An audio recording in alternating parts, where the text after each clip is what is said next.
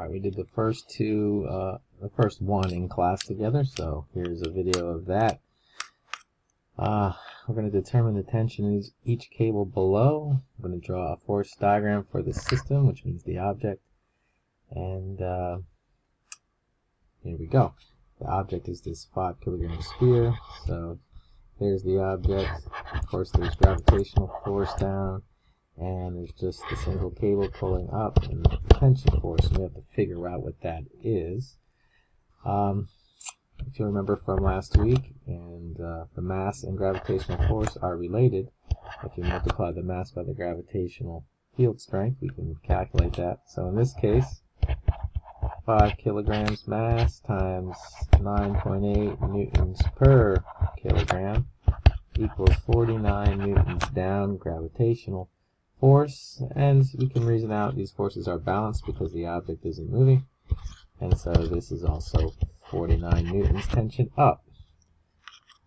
That's how it's easy enough to see it that way. I want to show the solution with using the net force equation, because that'll come in handy as we go on in this unit. The sum of the forces in Y is equal to the two forces we see there, tension force plus gravitational. Fill in what we know. Well, the object's at rest, so the sum of the forces in Y must be 0 because it's balanced. And pretend we didn't know the tension force, so we could put in just the symbol for it, but we're able to calculate the gravitational force, and we know that's minus 49 newtons down. And solving that equation for a tension force would lead you to see that the tension force would come out to be positive 49 newtons. So the solution does come out of the net force equation. For case B, there's 2 cables. So there's still the gravitational force down, which is going to be 49 newtons down. But the tension is divided by the 2 cables. You probably guess it's half. Each would have a tension of half of 49. Here's the way we're using the net force equation.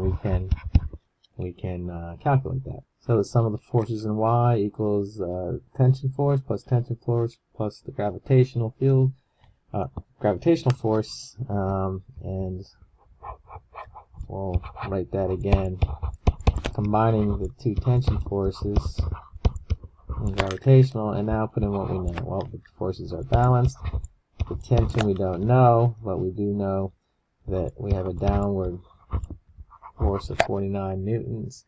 The gravitational force, that means coming here that 2t must equal a positive 49 newtons. If we divide by 2, we'll see that the tension force on each cable is 24.5 newtons.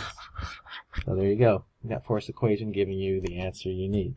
I'll leave it up to you to do number 2. Take some careful thinking. Good luck with that. And then you get into the rest of it. This is just simply an angled force, and you're trying to calculate the x and y components. And whoops. On this one here, force diagram, and then also here's the force, and you're giving that value for the force, and you're going to calculate again the x and the y components. And then here again the x and y components of this downward gravitational force. So that would be the x, and that's the y components. And for the elephant, you'll do x and y components of the gravitational force, and then follow the prompts here. Similar kind of thinking all the way to the back. And the skier on the slope. Again, on every one of these, I think the calculation of x and y components comes up. Good luck.